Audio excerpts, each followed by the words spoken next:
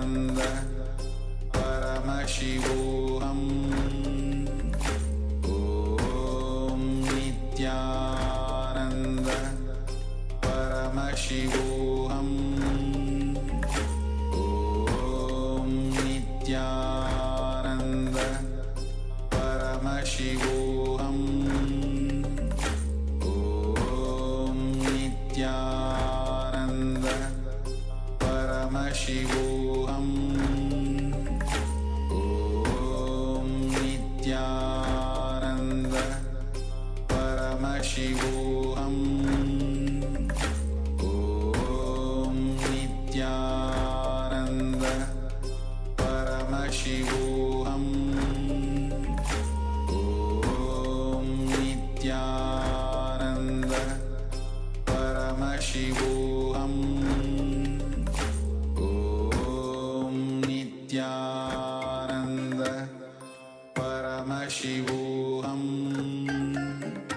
Om Nityananda Paramashivoham.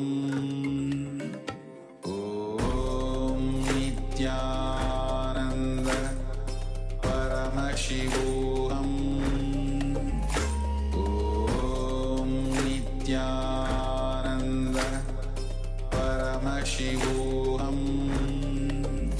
Om Nityananda Paramashivoham.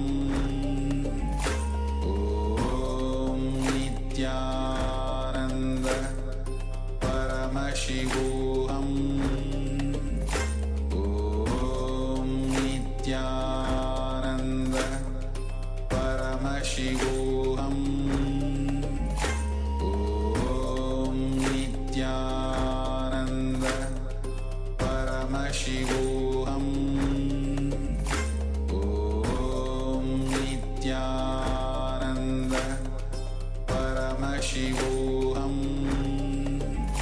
Om Nityananda Paramashivoham. Om Nityananda Paramashivoham. Om Nityananda Paramashivoham. Om Nityananda Paramashivoham. Om Nityananda Paramashivoham. Om Nityananda Paramashivoham. Om Nityananda Paramashivoham.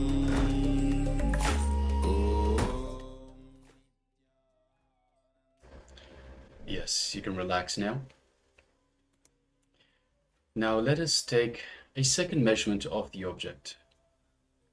So whatever the object was, in whatever way you measured the object, whether you traced the object on a piece of paper, whether you measured it with tape, let us now measure it once again and see the difference between the base measurement and the second measurement after we affected the size of the object. So requesting participants, please let us know the change in the size of the object. And also requesting participants that have currently got their cameras switched off in the Zoom room, please switch on your cameras and take part in these exercises. And also all participants that are on YouTube, you can also take part in these exercises. Please do take part in these exercises. You can follow along with us. If you wish, you can join the two-way as well. So we'll be providing the link for the two-way, so you can join in the Zoom room as well for the two-way. Today is the last day of the 21-day program. Tomorrow starts a brand new program. So once again, program day 1 will start from tomorrow. Of course, you are still welcome. You can absolutely join for today as well, for day 21. Today is the advent of the Guru. So requesting everyone that wishes to join us for this program, please feel free to do so. We'll be projecting the link for you shortly.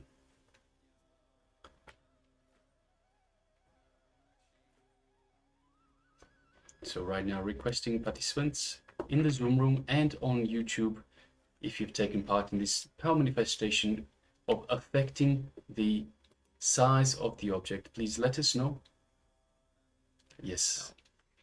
So Anand Guru Rupini says, the rope I measured the rope got shorter. Yes. Wow, Well beautiful. done, Ma. Very good, Ma. Very good.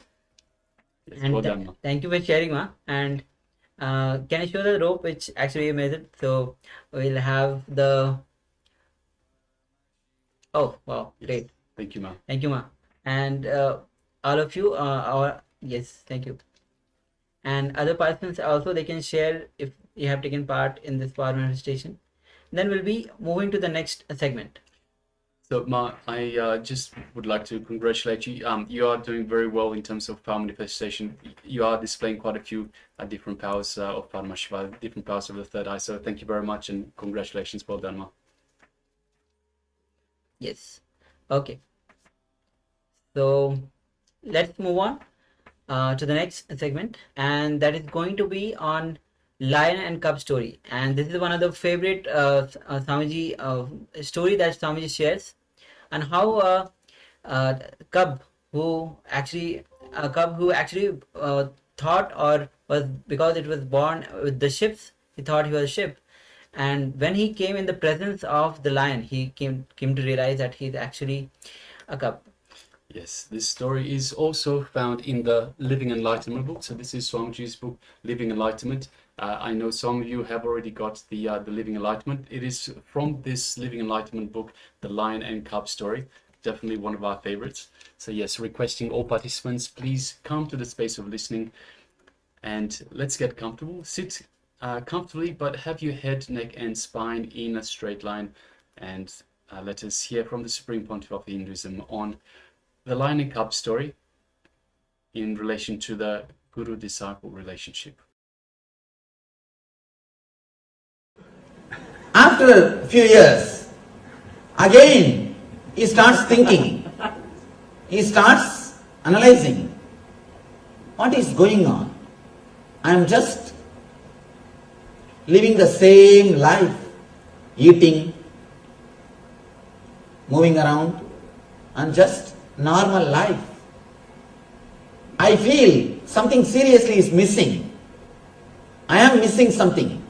I found whatever a person can get, best things, but inside me some emptiness, something is empty. I don't feel fulfilled. What is happening to me? He started searching. The seeking starts. Maybe he's around the age of 40. He's around the age of 40.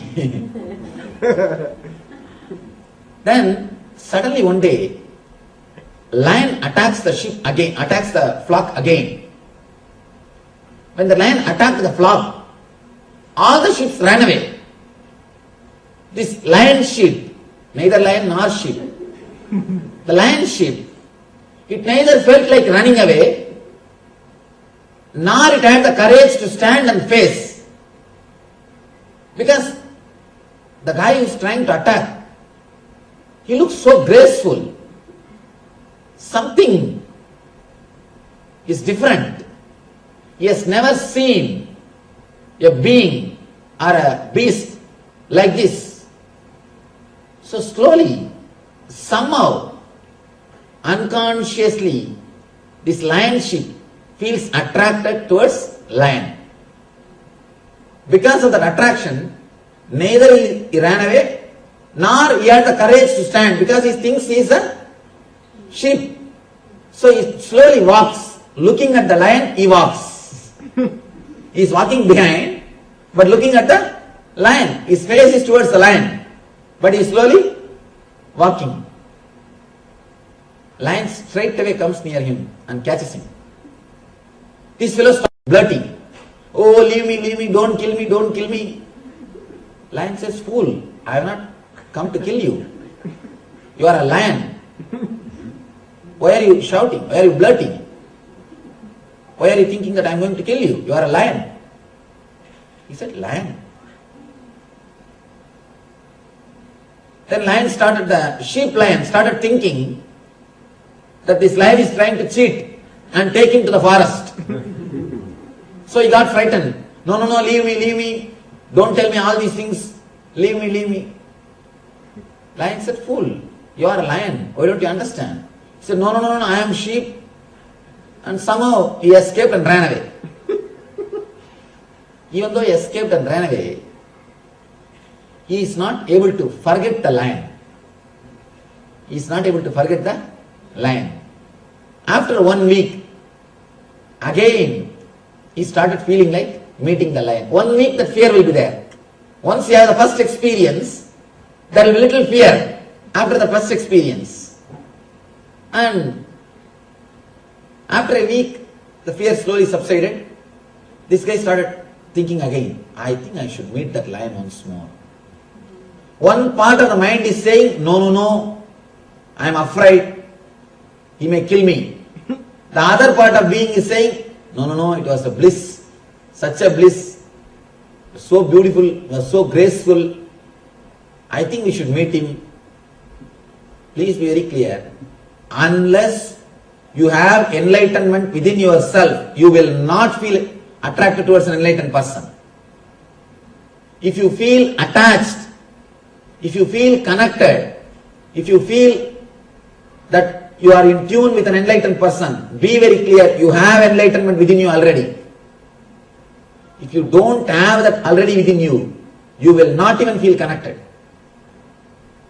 If you have not grown, if you have not become mature to that level, you will not even feel connected.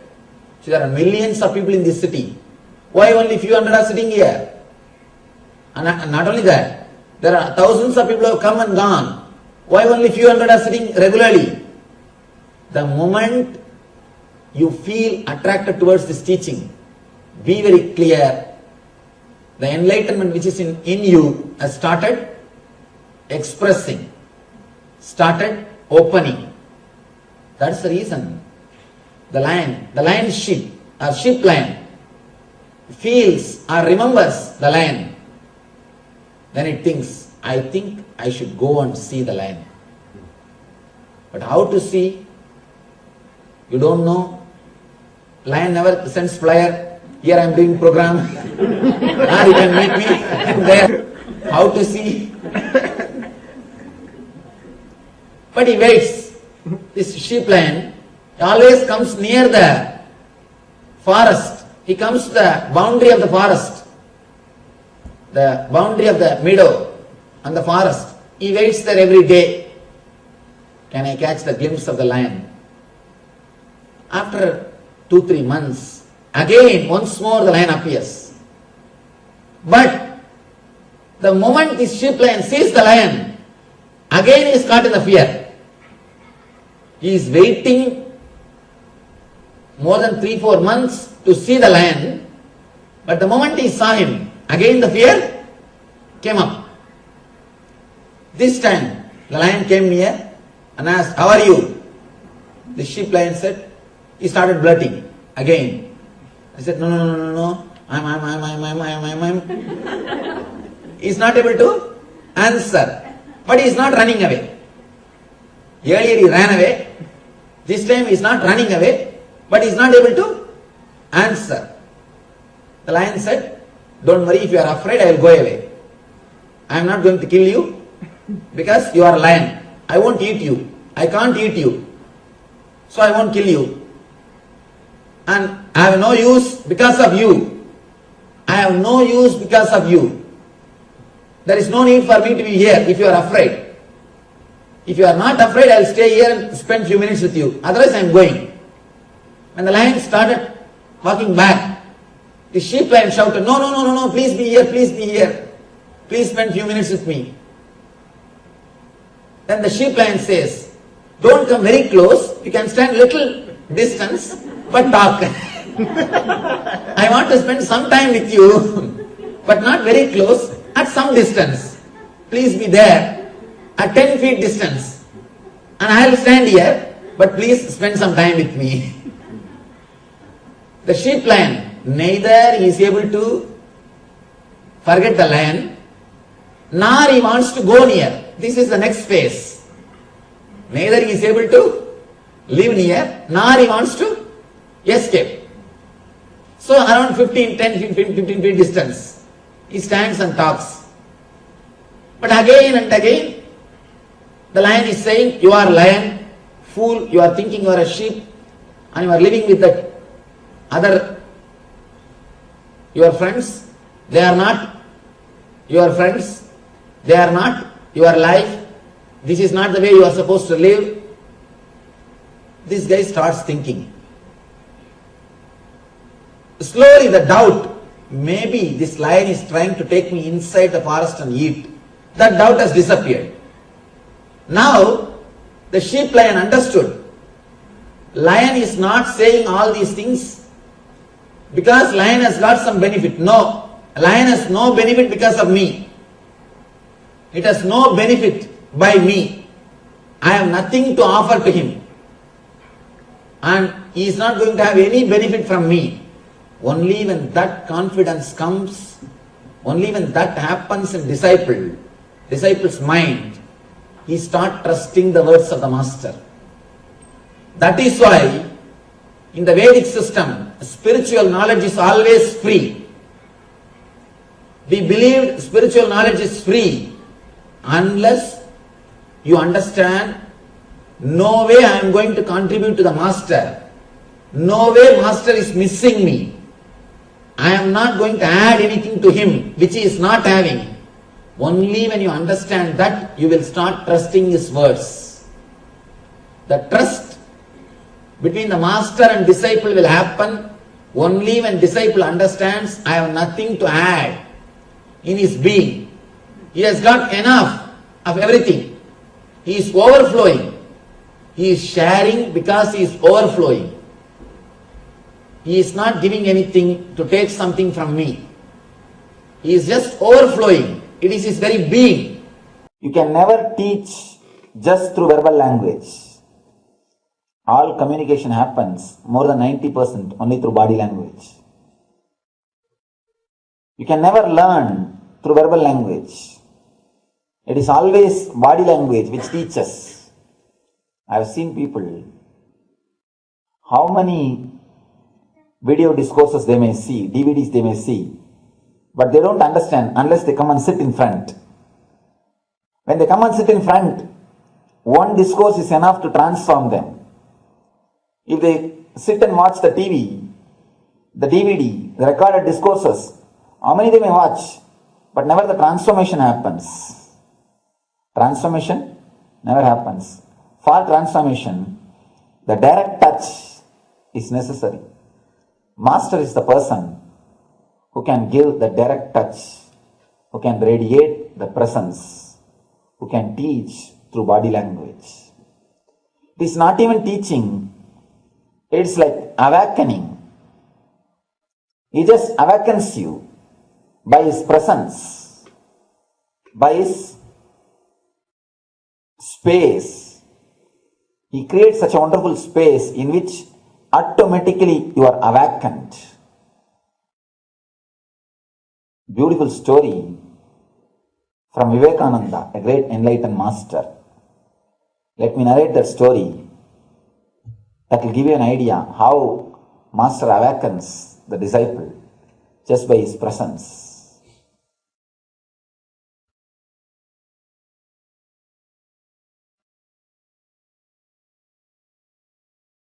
There was a lioness in a forest. It was pregnant, about to give birth. One day it was searching for food. It was going around the forest, trying to catch some animal. It saw the sheep of flock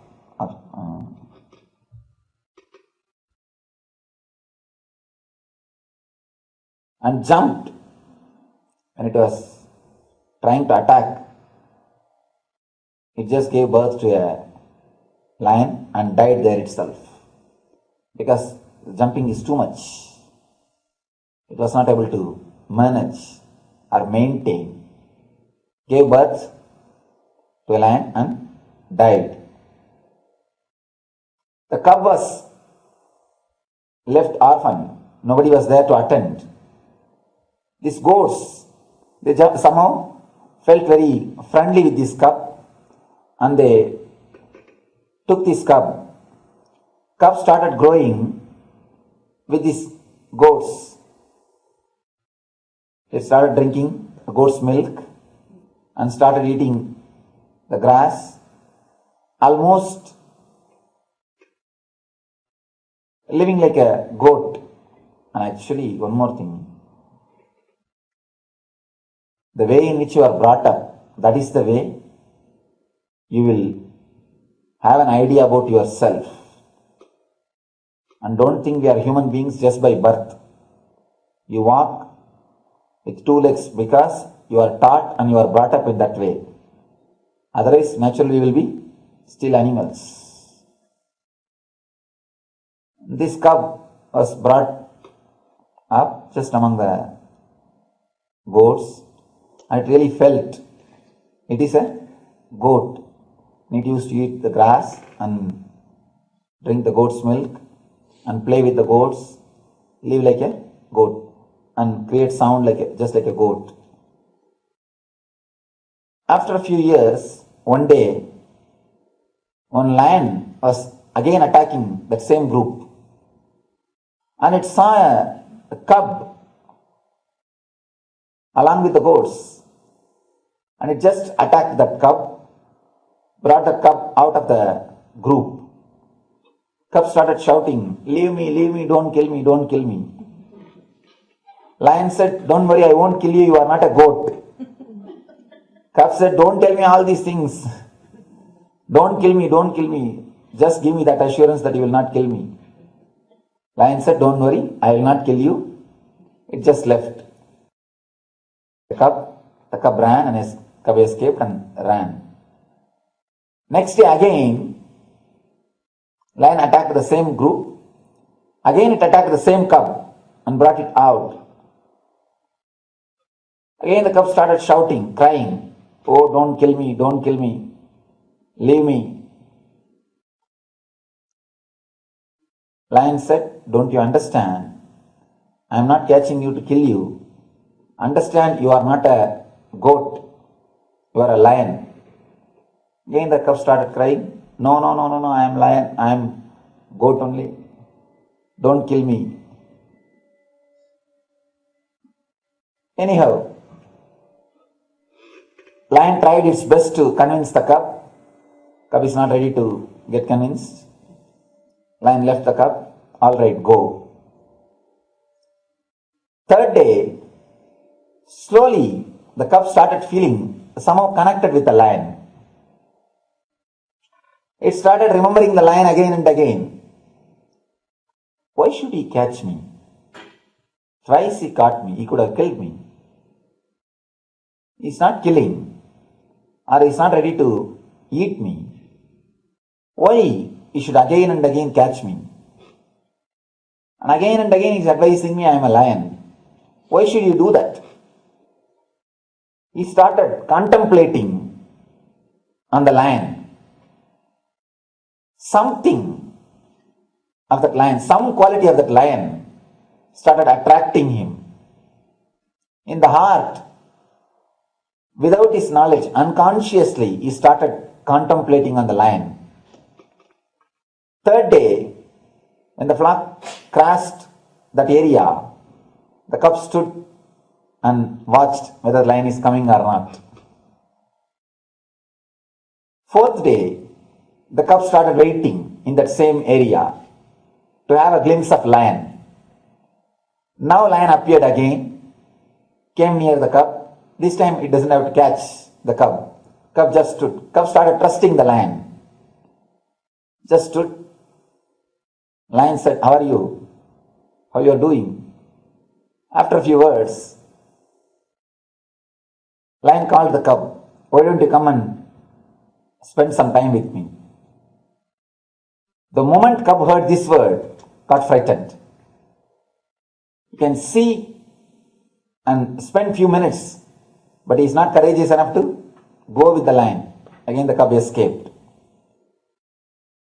After a few days, again the cub saw the lion. Now he has got some courage. And not only that, slowly he has developed a little bit attachment towards the lion. This time he brought a little bit of grass to the lion to offer.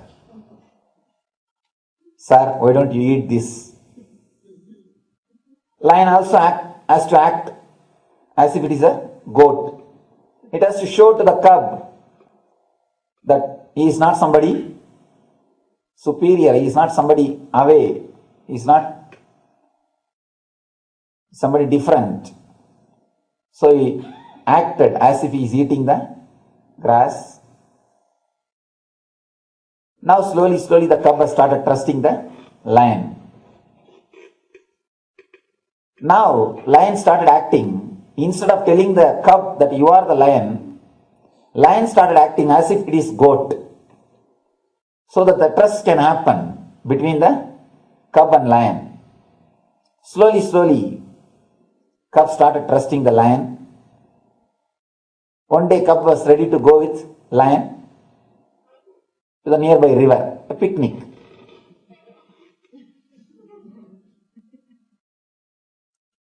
Lion took the cub, both of them went near the river.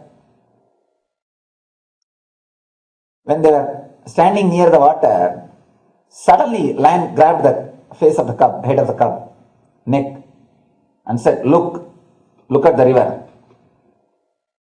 Cub said, yes, I am seeing. What you are seeing? Cub said, our faces. Do you see my face? Yes. I am a lion. Yes. Do you see your face? Yes, I am seeing. You are also a lion. Again, the fear came up. Cub said, no, leave me. Started shouting. Now it is too much. The lion had little meat. He just took the meat, forcibly put inside the mouth of a cub. Cub slowly started chewing. The taste of the blood.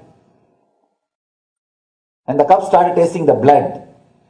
Slowly he started feeling, yes, I could eat the meat. I am not just a goat. If I am a goat, how can I eat the meat? The first experience that I am the lion started happening. Of course, again the cub is not ready to be convinced. After a few minutes, just out of the old habit, he vomited the meat. Again started shouting, no, don't try to brainwash me. Don't try to teach me. I am goat. He started running. After a few days, again somehow lion managed the cub, brought him to the river. This time he decided he has to realize, he has to experience. This time when he brought the cub, it showed him very clearly, look at your face, look at my face in the river. Both are one and the same. And eat this fresh meat. He gave him the fresh meat to eat, to taste. And naturally, taste of the blood made the cub to realize it is not a goat. It is lion. And he removed him. He removed the cub. Left him in the forest. He didn't let him to stay with the goats. When he has to live in the forest, naturally, he has to search for his food. He has to hunt. He has to go around. He started hunting. He experienced completely who he is and started living as a lion. Beautiful story. I don't know how Vivekananda came up with this story. This is exactly the same thing happens between you and the master. Exactly same thing. Are the things happening in the outer world are no way connected to your response from the inner world. In the same way, The thoughts which is rising in your inner world are no way connected to your identity which you have about yourself in the inner world. You have two identity. One which you show for others, another one which you keep it for yourself. Both are lies. Let it be very clear, you always think the identity which you show to the world is lie, and the identity which you have about yourself, within yourself, is a truth. Let it be very clear, the identity which you are keeping within yourself, about yourself, that is a big lie. That is also a lie. Your response or your thoughts related to your identity which you are showing outside to the outer world, and to the identity which you are keeping in your mind about yourself, both are completely unclutched. It's a lie. People come and tell me, they always come and express their guilt. Swamiji, actually I am a different kind of person, but I am showing outside as if I am courageous and a nice, honest person. I don't know how to bridge the gap. Let it be very clear, the guilt which you are carrying, or the personality which you are carrying which creates guilt in you, that is also a pure lie. If you think the personality which you are carrying inside is true, and the personality which you are projecting to the outer world is a lie, you will start thinking about morality. All your morality is the gap between these two, or the gap between these two only creates the idea about morality. I am talking very subtle, but the basic truth about life. The first step to learn love is go through identity crisis. You should be completely in the crisis of not knowing what your identity is. Literally going through acid wash. All the ideas you carry will be broken to pieces, including the idea about you. It's like only after going through the surgery, you can be out of tumor. Only after going through the identity crisis, you know what is being and loving and life itself. The best place to go through the surgery is hospital. Best place to go through the identity crisis is Jnanapeetham. You can go through the surgery on your own also in the house. You can just cut and try to take the tumor. But you don't know whether you will be alive after that. Same way, if you try to go through this identity crisis outer world on your own, you don't know whether you will stand up after that or not. Identity crisis is a basic requirement for you to flower as a new being. Yatra, spiritual pilgrimage, is such an important dimension for every spiritual seeker. Getting out of the place you are living, where your identity is living, where people perceive in their own way about you, first gives you the freedom to be out of your identity. When you go to these high energy centers like Kailash, not only your old identity is removed, the possibility for the growth of new consciousness happens. Especially with an enlightened being, he will properly use that situation and create identity crisis in you, and clear your old identity and create complete new inner space. The identities you carry, social identity, professional identity, racial identity, national identity. Sometimes you think you identify yourself based on your religion, your country, your race, your caste, your community, your creed. Please understand, this racial identity, national identity is responsible for millions of people dying every year in the planet Earth. World's worst terrorist on the planet Earth is racial and national identity. Please understand, largest number of deaths on the planet Earth is caused by racial and national identity. The moment you feel you belong to certain geography, you are ready to sacrifice your life for that geography. People die, especially youngsters. Millions die in the war fields. And without any guilt, without any even second thought, people kill people just because their national identity. Identity you create because of your geography. I tell you, most uncivilized act is killing people because of your racial and national identity. It is so unfortunate still human beings have not evolved from that low conscious of killing people, destroying people because of racial and national identity. Same way, the racial identity is responsible for all religious and communal terrorism.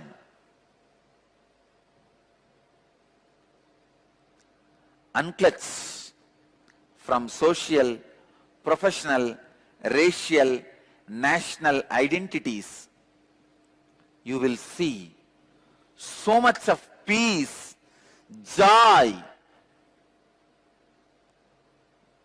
bliss happening in you. Universal intelligence awakens in you the moment you unclutch from low-level identities. The moment you unclutch from racial, national identities, immediately the universal intelligence awakens in you. Unclutching from the inner world identities like parental conditioning, ahankara and mamakara. Ahankara means the idea you project about yourself to others. Mamakara means the idea you believe about you as you inside you. See, always the idea you project to others about you will be more than what you are. Mamakara, the idea you believe about you in the inner self is always lower than you. Idea you project on others, an idea you project on yourself. This ahamkara and mamakara,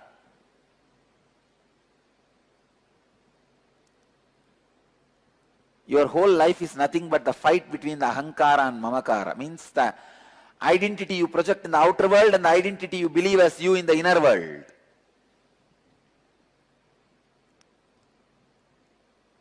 Unclutch from inner world identities, both the identities.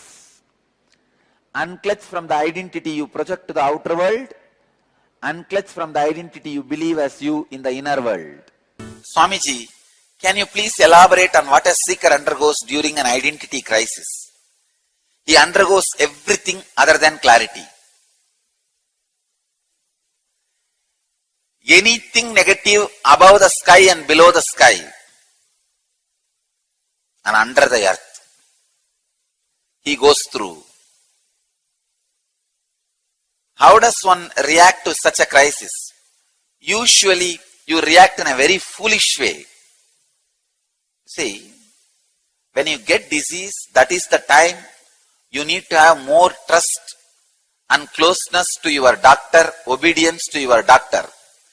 But because you got sick, you say, how dare such a good doctor is for me. I have such a best family doctor.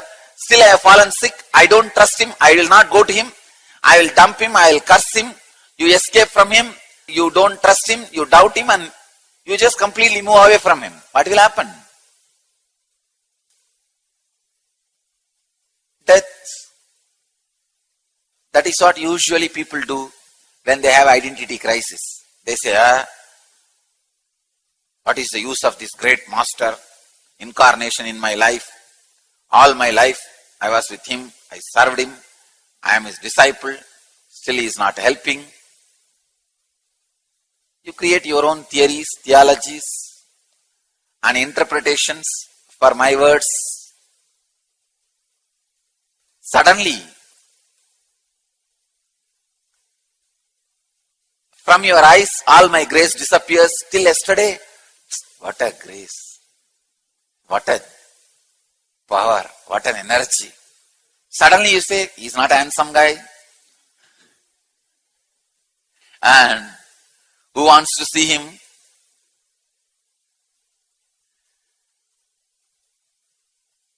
Suddenly,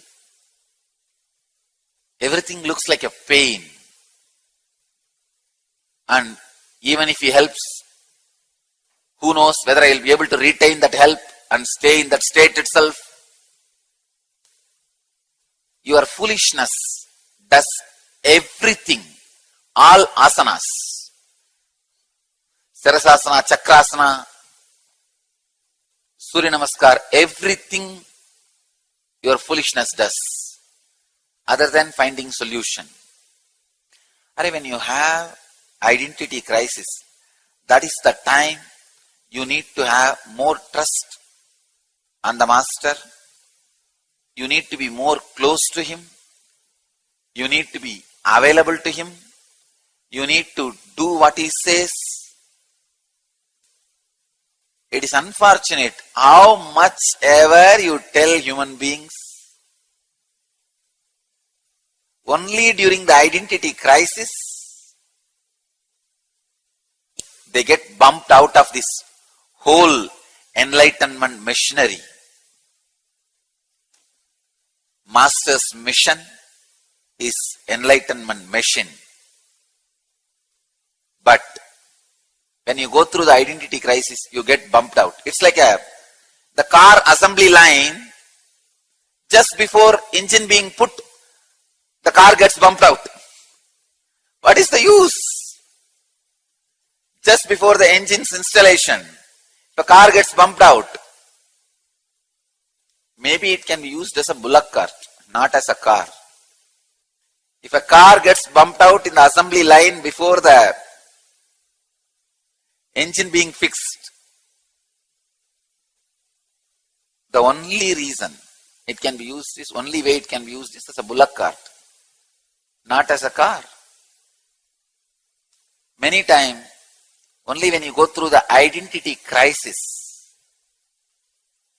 you escape, you get bumped out very foolishly. You are asking, can such a crisis bring about laziness and boredom? What laziness and boredom? It will bring destruction. It's like you are asking, if I drink poison and don't take medicines, will I have boils on my skin? Will I have any ulcer in my stomach? What ulcer? You are going to have cancer. Come on. Boredom and laziness is very small problem. Please understand. Till you become one with the cosmic identity, your identity will be constantly going through a crisis. How can a straw which is floating on the ocean be safe, comfortable, settled? No. Till it disappears into the ocean, it cannot be settled. Identity crisis is a two-word. Identity itself is the meaning of identity crisis. You don't need to use two-word, identity crisis. If you just use the word identity, that's enough. Identity will have crisis, that's all. That is the truth. As long as you have identity, it will have crisis. Normally in the society, when you have identity crisis, you always have escaping routes, exit routes. TV, in TV itself 200 channel. Only in India 676 channels are there. Anyhow, hundreds of channels. If not, then pay-per-view, movies, on-demand shows and programs. If nothing is working, then internet. There is so much escape route, exit route is there for you. That is why you manage the identity crisis. Like, you don't allow yourself to be same spot, you just move, check, and try to relax. There also again a wave attacks you. And again, it's like a straw being pushed and pulled by the waves in the ocean. Slowly that straw goes and hides itself near a boat, small boat.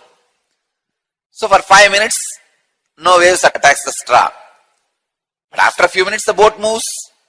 Then again the straw is pulled and pushed this side and that side by the waves. Again this fellow goes and hides behind another one small boat. These boats behind which you hide is this entertainment programs. All the methods you use to change your mood, whether it is alcohol, smoking, TV, newspaper, knowing about others, peeping into others' bedroom. No, really. The sickness of peeping into others' bedroom, I don't know when human beings will lose that. You can peep into any number of people's bedroom and entertain yourself, engage yourself, but the identity crisis is not going to leave you. The moment that boat moves, again the waves are going to attack you. Till the straw disappears into the ocean, identity crisis is not going to be solved. So I tell you, identity crisis brings not just laziness and boredom, it brings destruction. Identity crisis not handled properly is equivalent to drinking poison. How does the seeker get past this stage in his spiritual seeking? The only way, you should strongly decide, only during all my confusion and difficult moments, I will not leave the master. During the most difficult, confusing, identity crisis moments is the time I should be with him. I should be around him. I should not be disconnected. Take this decision strongly. You are trying to protect your identity against your reality. That is where you miss the whole game. That is why our life is a big failure. You are trying to protect which is not. You are trying to fight for which is not against which is. See, the light has got an existence. It has got positive existence. But darkness doesn't have positive existence. It exists only in a negative way. It doesn't have positive existence. You are trying to protect which doesn't have positive existence against which has got positive existence. The neutral zone, the inner space or consciousness is the reality. It is a truth. It exists in you every moment. Every moment when your incoming breath takes turn as outgoing breath, or outgoing breath takes turn as incoming breath, You are in that neutral space. You are in that consciousness. But you neither wanted to experience nor feel comfortable with that zone. You are so caught up in your identity, especially with the Western culture. Surrender means death. Just by hearing the word surrender, people get frightened. But you don't know, you are trying to protect something which doesn't have basic existence. In Shivapurana, there is a beautiful story called Oodal. Oodal means the Devi knows her whole life is Shiva's. But even then, she tries to get the attention of Shiva by small fights. She just tries to fight with Shiva to get his attention. At least with Krishna, I can imagine he will give you attention if you fight in a small way. And he is that kind of a guy who is interested in keeping all the relationships alive. So he will bend for you. Even if you fight, he will say, okay, don't worry, no, I did not mean that, I meant this. He will give a different interpretation for his words and all these things, pacifying, everything can go on. Shiva, I get lost. Either you are here or you are not here, get out, that's it. She tries to have this small fight.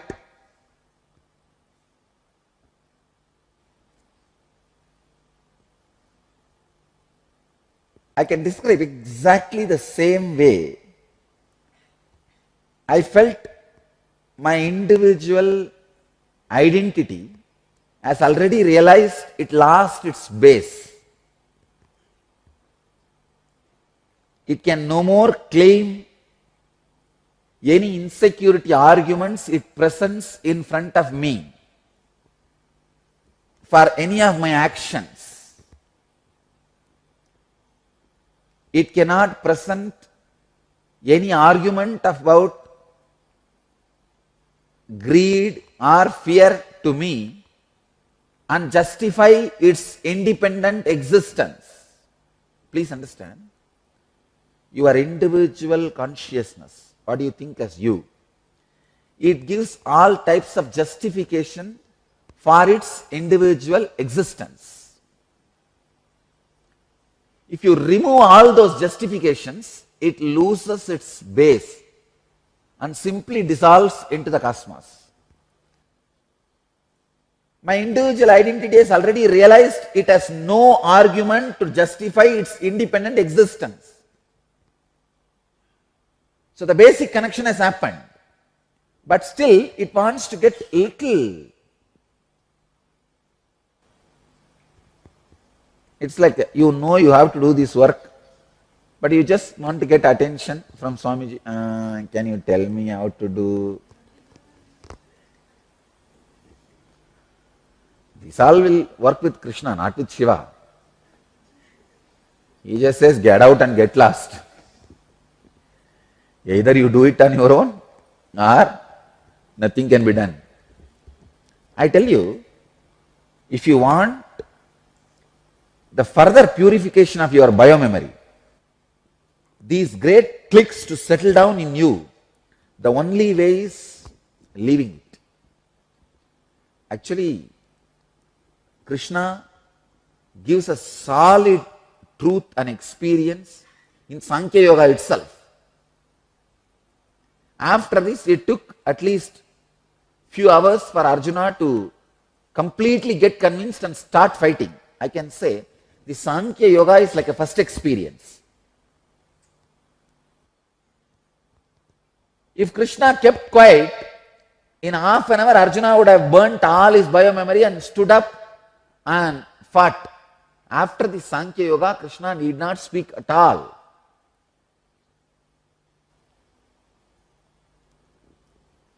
But Krishna is a type of guy who will always try to, no.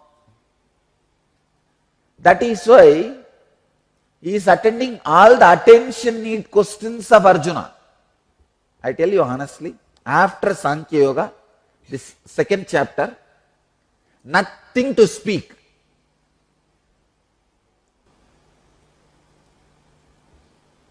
If I have to describe the scene, Arjuna was in terrible depression. He is not even able to raise his head. And Krishna putting his hand on the Arjuna's shoulders, lifting his chin with the other hand, teaches Sankhya Yoga. The moment Sankhya Yoga is over, Arjuna, wow, the extraordinary light has happened in his eyes and he is ready. But he just does not want to accept the victory of Krishna. See, if Arjuna comes out just like that in depression, from depression, and says, wow, come on, let's fight. Now it's victory for Krishna. That is too much. He heard everything and whole thing is clear. But now he just covers the light in his eyes, takes the edge of Krishna's cloth. No, Krishna.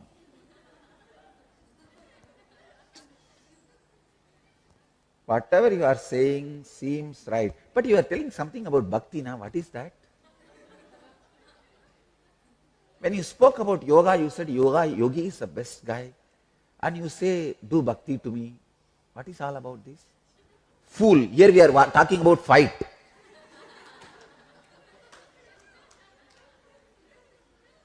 It is all about waging war.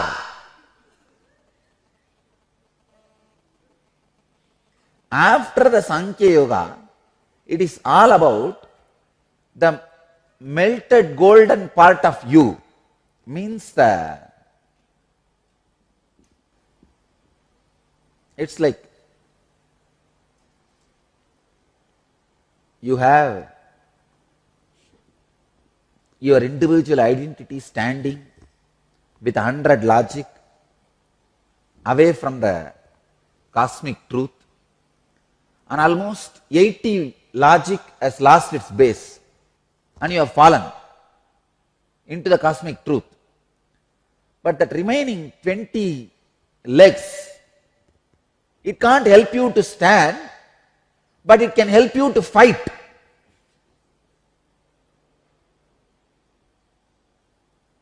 The whole problem for a spiritual seeker is that 20 legs. Now anyhow, it's like visualize this. There's a huge part where gold is getting melted. There is another one small part in which the gold is there. Because of this heat, that part gold also is getting melted. That part has 100 leg. When this gold has melted, 80 legs have fallen and that part has fallen into this. Means that gold has become part of this practically. But that gold is trying to use the remaining 20 legs as hands to swim and jump, go out.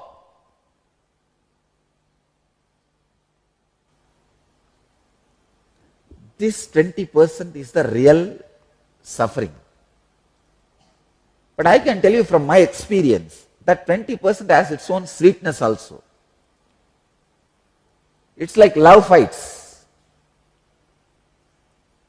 And you simply know nothing can be done. You are already done. But you have that small fight. You always love to have that small fight. Overflowing, feeling life is a too big blessing.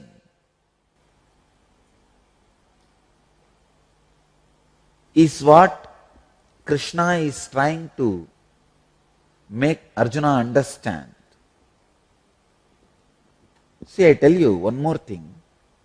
Even if you don't realize that consciousness is imperishable, you are imperishable. I wanted to break an important truth. Even if you don't become enlightened, if you don't realize you are imperishable, you are going to dissolve into that only. It is like a gold. When it is put in the mercury, it will melt. There is a huge mercury part, which is a cosmic intelligence, cosmos. 2 gold coins are there. One gold coin feels, it knows the truth. The moment it falls into the mercury, it will dissolve into the mercury, it will become one with the mercury. This coin only is enlightened gold. And this other gold, it does not understand any of this, and it feels deeply insecure. If I fall into this mercury, what will happen? I will disappear into this, I will die, and my identity will be lost. This is unenlightened gold coin. Whether enlightened gold coin or unenlightened gold coin, both are going to disappear into mercury. Your idea about this hanging decoration cloth is one nadi. Your idea about this bed, one nadi. Your idea about your friend, one nadi. Your idea about your spouse, one nadi. Your idea about your favorite food, one nadi. Like that 72,000 nadi you have in your conscious play. See, it's like that light reflects on me, and that reflection reflects. The reflection reflects is the nadis, and that reflection on this body is individual self. The body is the mirror, the reflection is the individual soul, and that reflection also will be reflecting like a light. It will be radiating. That is what is nadi.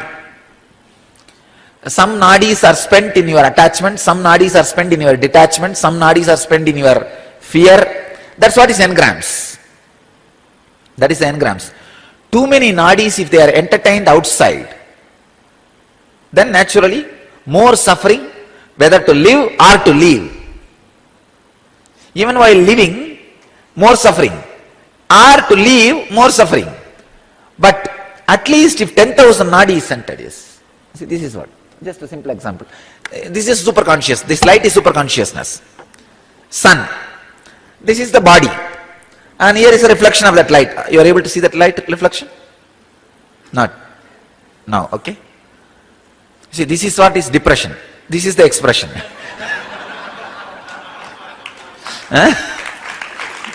And now this reflection is falling on all of you guys. Are you able to see? This reflection is falling. This is what is 72,000 nadi. Now I have 10 nadi for this light. Means on 10 people it is reflecting. On how many information it is reflecting, that many nadis are extravert. You understand what I am saying?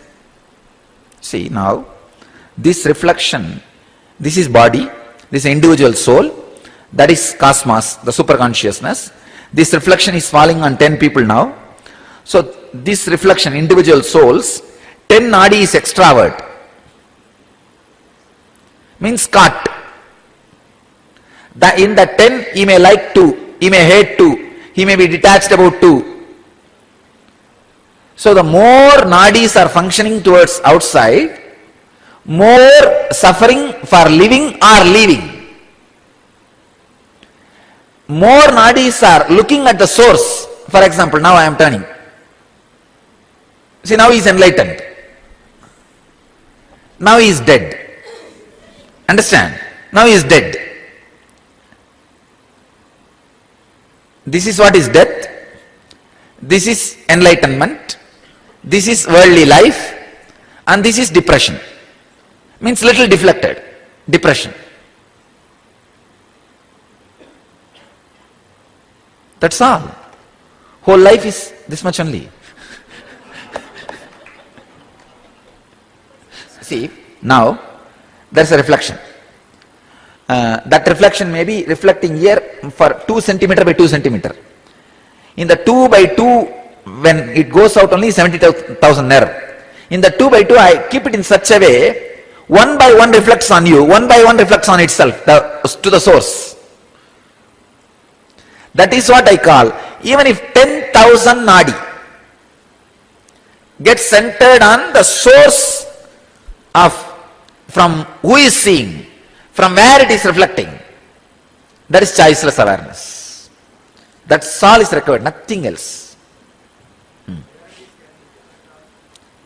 I see, if you can change priority itself, then you don't even need to center 10,000 nadis. Just 2,000-3,000 nadis is enough. See, when I say 10,000 nadi, I wanted to equate to the time of day. I was telling you, see, modern day youth, at least 1 hour to 2 hours in your life, spend contemplating on the source from where you came. Means telling them to add only at least 1 or 2 hours for spirituality. As a time related only, I said 10,000. But if you think attitude of life itself you are interested in shifting, you don't need 10,000. Just 2,000 is enough. If your attitude itself is centered on who is reflecting, then while you are driving the car, you will be thinking about that only. Naturally, in your car only my music or my discourse will be getting played. You see, if you go through the attitudinal shift, you don't need 2 hours. You don't need 2 hours. You just casually in your day, in your time, whenever you feel like happening, like that is enough for you. That itself will make you the choiceless awareness centered. Now this reflection. Let me see. The reflection. You guys are able to see? Reflection. That soul, the superconsciousness, God, individual soul, body, on which it is reflected, it's a world. For this soul, it's a world.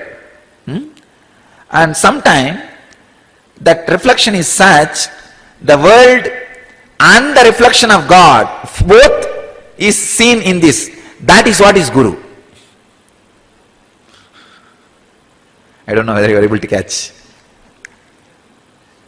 No, if somebody else is holding this mirror, if in the reflection I am also seen. So I am telling that reflection, look back to your source. That's what I am saying. The person who is telling you to look at the source is source. If I am telling you to look at the source, I am telling you to look at me. Because I am the source, you see. So understand, when I say look at the source, because I realized I am the source, I am telling you to look at the source.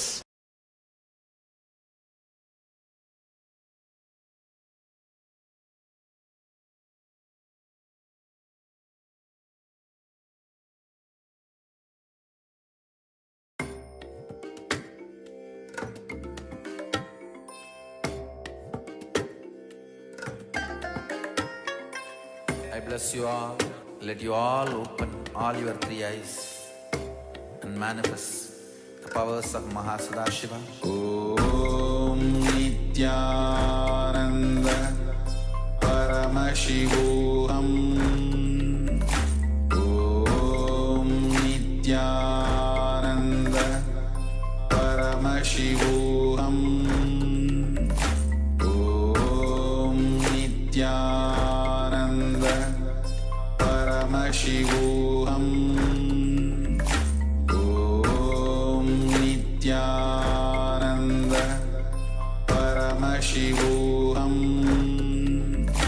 Om Nityananda Paramashivoham. Om Nityananda Paramashivoham.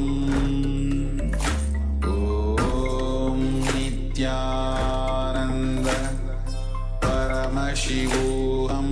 Om Nityananda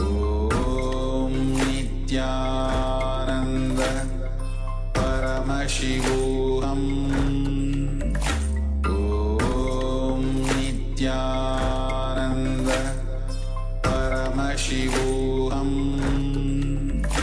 Om Nityananda Paramashivoham.